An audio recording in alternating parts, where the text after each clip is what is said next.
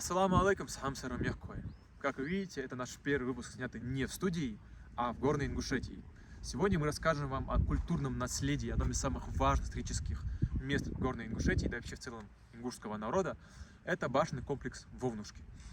Мы все-таки взяли направление на изучение культуры ингушей, культуры поведения, но и также решили сказать вам о наших памятных местах. И все-таки самое памятное место, все-таки самое важное историческое наследие ингушей — это башенный комплекс Вовнушки. Просто глядя на него, то, как он построен, где он находится, уже вызывает величие то, как это возможно было построить. Как можно было построить в таком месте такую башню, такие башни отстроить. И все-таки этим башням уже по 5-6 веков, и они до сих пор стоят, и они до сих пор в целости и сохранности. Ну, в общем. И сегодня мы расскажем вам об истории этих мест, так как практически каждый ингуш знает, что такое Вовнушки. Он либо видел на картинках, либо в интернете, либо в жизни. Но, тем не менее, очень мало кто знаком с историей этих мест, что они себе представляют и почему они так важны. Вовнушки берут свое начало от 14 века, дата начала строительства. Как видите, вон самая высокая башня была построена в 14 веке. Это был человек, построивший его, звали Маго. И уже его праправнук Оздо, от которого пошли сегодняшние Оздоевы, и построил вон ту последнюю башню, которая находится на противоположной скале. Также это место примечательно тем, что здесь проходил часть пути, Великого Шелкового пути, за тавтологию. И при этом, как я и говорил, то, как это место построено, тоже вызывает немалое удивление. И расскажу вам про то, как ингуши строили в древности башни. Ведь смотрим на скалу, как можно было что-то построить. Вот даже сегодня строить в таких местах какие-то объекты является действительно очень тяжелой задачей для инженеров, архитекторов, строителей. А ингуши 6 веков назад как-то строили все это. Но давайте представим ингуша, который хочет построить башню. Горная Ингушетия, везде скалы, земля мягкая. Что делать? Что придумали наши предки? Они вырывали яму и заливали ее молоком. Спустя день или на утро они приходили и проверяли, что с молоком случилось. Если молоко осталось на месте, значит земля твердая, можно строить, башня выстоит. Если земля мягкая, значит земля мягкая, все, молоко ушло, башня упадет. И тем самым они проверяли места, на которых будут строить башню, и удостоверялись в пригодности этого места. И на самом деле сегодня сохранилось немало башен. Ингушетия один из таких, можно сказать, даже единственный регион на Кавказе, где в таком количестве сохранились, все эти башни сохранились, ими дорожат, каждый тейп, каждый клан дорожит своими башнями. Довольно часто можно встретить, что каждый год представители тейпов приезжают на свои родовые башни, устраивают на них сход. И на самом деле это очень вдохновляет то, как даже сегодня люди дорожат своим историческим наследием, своими традициями, культурой, так как вы знаете, все это наше настояние, все это наша индивидуальность. Это все-таки важнейшая составляющая нашей культуры, которая у нас сегодня есть, и мы обязаны дорожить ею. А Вовнушки — это все-таки самое примечательное из всего, что у нас сегодня есть, самое необычное по архитектуре, самое необычное по сложности постройки. Так вот, окончание строительства этого комплекса датируется 17, 18, 19 веками. И последнюю башню, как я говорил, построил Оздо. И, кстати, примечательно то, что до 1910 года современные Оздоевы, нынешние, фамилия у них была Цикмиевы. После подписания договора с российской администрацией фамилия сменилась с Цикмиевых на Оздоевых, которых мы сегодня как раз знаем. Ну что ж, я думаю, нам стоит забраться наверх и показать все уже как-то более детально, описать вам, как все это выглядит со стороны.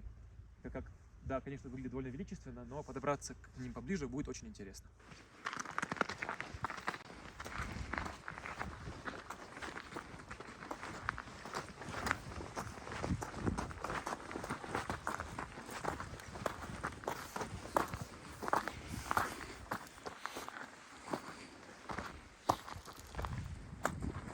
Ну что ж, мы наверху. Я заранее извиняюсь за свою речь, так как довольно холодно и очень тяжело разговаривать здесь. Но, тем не менее, мы наверху. Вот вы слева налево можете видеть величественную башню уже сверху. И довольно прекрасно вид открывается. Погода нас немножечко подвела сегодня, но работает всем, что есть. Так вот, кстати, хотел вам сказать, что Вовнушки в природе означает место боевых башен. Ну, глядя на них, никаких других слов на самом деле на ум не приходит. Мы не будем подниматься наверх, так как это запрещено, соображение безопасности и людей, и башен. И все-таки это довольно величественное достояние нашего народа, поэтому все-таки его забота о его сохранности на первом месте, поэтому мы расскажем вам снизу, все расскажем, покажем. Знаете, вызывает вопрос, как люди взбирались сюда, люди, которые здесь жили, как вот в жилой башне. Давайте вот посмотрите вниз. Давайте просто представим, человек идет с бочкой и ведром воды. Представляете, насколько тяжело сюда было забираться, спускаться ежедневно по несколько раз, что показывает силу и характер этих людей, проживавших здесь. Например, даже для нас и для команды съемочной забраться сюда было довольно непростой задачей. Мы еще пару минут после того, как забрались, стояли, приходили в себя после этого марш-броска. Довольно неплохое место, кстати, для сборов, для спортивного спорта. Очень хорошо тренирует дух и дыхалку. Дыхалку и выносливость. Да, нам помогает наш оператор. Так вот, сейчас подумаю, что еще говорить. Да, давай сейчас придумаем. И, кстати, само место постройки этих башен тоже выбрано довольно не случайно. Это место стыка горных ущелий.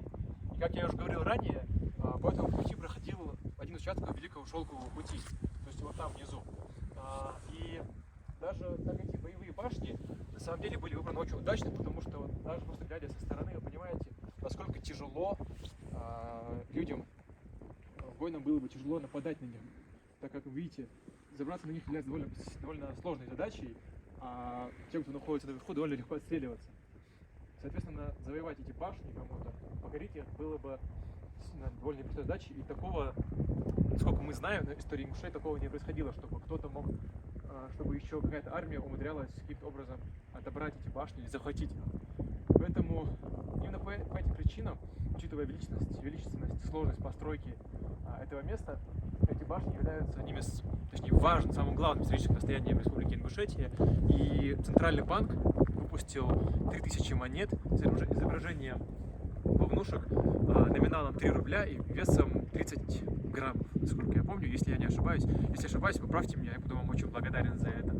И помимо этого, вовнушки стали финалистом конкурса «7 чудес России» в 2008 году.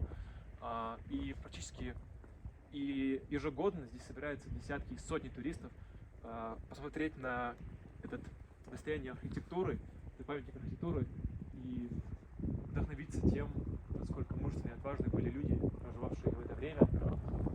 Ну что ж, давайте просто посмотрим на личность этого места, еще раз вдохновимся этим.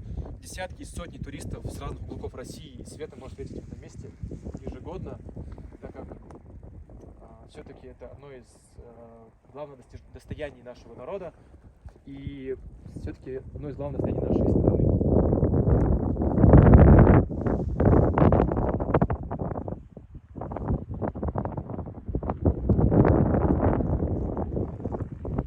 Просто любуемся этой красотой, и несмотря на снег, метель, холод, все это не имеет никакого значения, когда ты смотришь на эту красоту, когда ты понимаешь, что буквально несколько веков назад твои предки строили такие величественные объекты, которые по сегодняшний день тебя вдохновляют. Это действительно внушает большую гордость за свой народ, за свою культуру и внушает желание беречь все это. И все-таки мы должны беречь все это, мы должны приезжать сюда, рассказывать об этом нашим соседям, друзьям, знакомым из других регионов, чтобы все больше и больше людей узнавало о том, насколько у нас красиво, насколько личные объекты есть на нашей территории, которые мы сумели по воле Всевышнего сохранить и показывать ее все будущим поколениям.